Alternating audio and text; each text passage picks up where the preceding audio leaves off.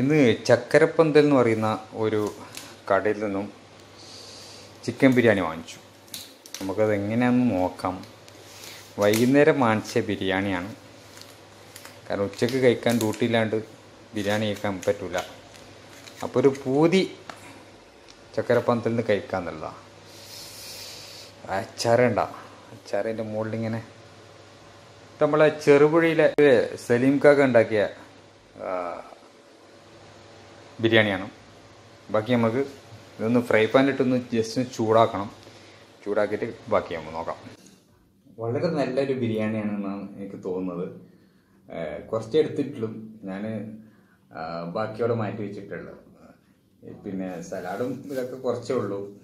ഈ അച്ചാറ്, പിന്നെ കുറച്ച് സലാഡ്, തൈരില്ല, തൈര് കുറവാണ്. പക്ഷെ നല്ല നല്ല കാലന് കിട്ടിയിട്ടുണ്ട്.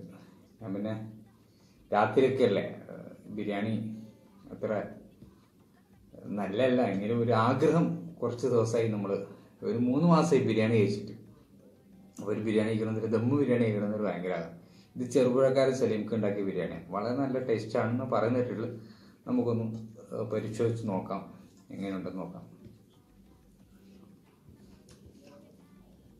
കുഴപ്പമില്ല, നല്ല ടേസ്റ്റ് ഉണ്ട് കേട്ടോ.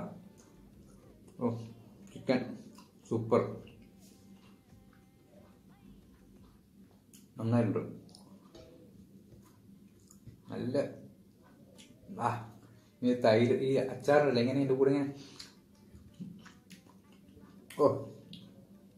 ആ പുളിയൊക്കെ വരുമ്പോഴുള്ള ഭയങ്കര ടേസ്റ്റാണ്.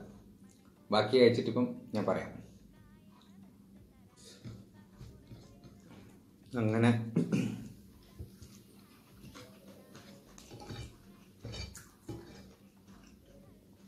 സൂപ്പർ ടേസ്റ്റ് ഉണ്ട്. ഞാൻ ഫുള്ള് കൊണ്ടുവന്നത് ഞാൻ ഫുള്ള് കഴിച്ചു. ചക്കരപ്പന്തലിൽ നിന്ന് നിങ്ങൾക്ക് നല്ല ബിരിയാണി കിട്ടും. സംസമിൻ്റെ ഒരു ബ്രാഞ്ചാണ് അബുദാബി ഇലക്ട്ര സ്ട്രീറ്റിൽ കളർ സാഹിബ് മാർക്കറ്റിൻ്റെ തൊട്ടുപിറകിലായിട്ടാണ് ഈ ചക്കരപ്പന്തൽ. നിങ്ങൾക്ക് അവിടെ ചെല്ലാം, പാർസൽ വാങ്ങിക്കാം, ഇല്ലെങ്കിൽ അവിടെ നിന്ന് കഴിക്കാം. എല്ലാ വെള്ളിയാഴ്ചയും നല്ല ദം ബിരിയാണി, തലശ്ശേരി ദം ബിരിയാണി ഈ ചക്കരപ്പന്തലിൽ കിട്ടും. നല്ല ടേസ്റ്റ് ഉണ്ട്. ഞാൻ കഴിച്ചു, സൂപ്പർ.